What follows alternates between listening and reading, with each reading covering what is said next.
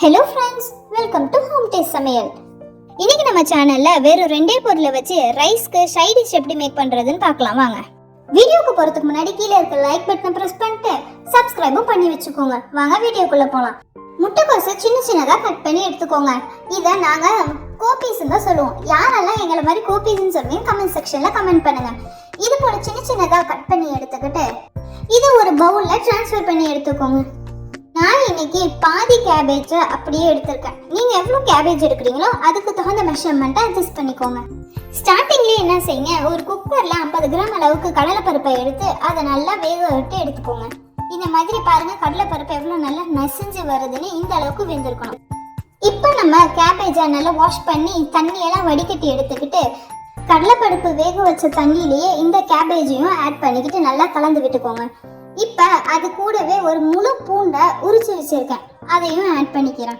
கூடவே மஞ்சள் 1 ஸ்பூன், சீரகம் 1.5 ஸ்பூன், தேவையான அளவு உப்பு ஆட் பண்ணிக்கிட்டு கொஞ்சமா தண்ணி ஊற்றுங்க. ஏண்டா கேபேஜ்லேயும் நல்லா தண்ணி விடும். ஆல்ரெடி நம்ம பருப்பு வேக வச்ச தண்ணியும் இருக்கு, அதனால சும்மா கொஞ்சமா தண்ணி ஊற்றி அதை நல்லா கலந்து வச்சுக்கிட்டு குக்கர்ல ஒரு விசில் விடுங்க. இதை நார்மலாக குக்கர்லன்னு மட்டும் இல்லை, நார்மல் சட்டிலையும் செய்யலாம்.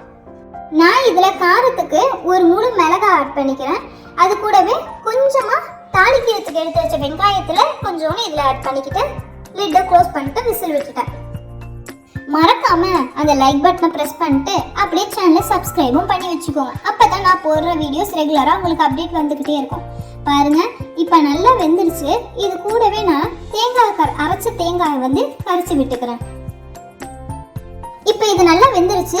இதுக்கப்புறம் தாளிக்க போறோம். ஒரு கடாயில எண்ணெய் ஊற்றி எண்ணெய் சூடான பிறகு கடுகு போட்டு கடுகு வெடிச்சோன்னே இது கூடவே சின்ன சின்னதா கட் பண்ணி வச்சா ஒரு மீடியம் சைஸ் வெங்காயத்தை ஆட் பண்ணிக்கிறேன். இது கூடவே ஒரு காஞ்ச மிளகாயும் ஆட் பண்ணிக்கிட்டேன். இதை நல்லா வதக்கி விட்டுட்டு கூடவே 2 கொத்து கருவேப்பிலை போட்டு இதை நல்லா கண்ணாடி பதம் வர்ற அளவுக்கு வதக்கிக்கோங்க. இது நல்லா எல்லாம் வதங்கின பிறகு ஒரு ஸ்பூன் அளவுக்கு காஞ்ச மிளகாய் தூள் ஆட் பண்ணிக்கோங்க. அது கூடவே சோம்புன்னு சொல்லுவாங்கல்ல, பெருஞ்சீரகத்தூள், அது ஒரு 1/2 ஸ்பூன் ஆட் பண்ணிக்கோங்க. இப்போ இது எல்லாத்தையும் நல்லா வதக்கி விட்டுக்கோங்க. இப்போ இந்த தாளிச்ச இதில் நான் கோபீஸ், அதான் முட்டைக்கோசை அப்படியே இதில் ஆட் பண்ண போகிறேன். இப்போ தாளிச்சதோட இதை நல்லா கலந்து விட்டுக்கிட்டு ஒரு கொதிக்க விடுங்க. இதோ நம்ம முட்டைக்கோஸ் ரெடி ஆயிடுச்சு. இதை நம்ம ரைஸ்க்கு சைட் டிஷ்ஷாகவும் யூஸ் பண்ணிக்கலாம், இல்லைனா ரைஸ் மேலே ஆன மாதிரி ஊற்றி கூட சாப்பிட்லாம். இந்த ரெசிபியை உங்கள் வீட்டில் நீங்களும் ட்ரை பண்ணிவிட்டு எப்படி இருந்துச்சு கமெண்ட் பாக்ஸில் கமெண்ட் பண்ணுங்கள். இந்த ரெசிபி உங்கள் வீட்டில் எல்லாருக்கும் ரொம்ப பிடிக்கும், முக்கியமாக குழந்தைங்களும் நல்லா விரும்பி சாப்பிடுவாங்க. வெறும் 2 பொருளை வச்சு ஈஸியான சைட் டிஷ் ரெடி பண்ணிட்டோம். இந்த வீடியோ உங்களுக்கு பிடிச்சிருந்தா லைக் பண்ணி உங்கள் ஃப்ரெண்ட்ஸ்க்கும் ஷேர் பண்ணுங்கள். இதே போல் நிறைய வீடியோஸ் பார்க்க எங்கள் சேனலை சப்ஸ்கிரைப் பண்ணி வச்சுக்கோங்க. மறக்காமல் பெல் பட்டனை கிளிக் பண்ணுங்கள். தேங்க்யூ.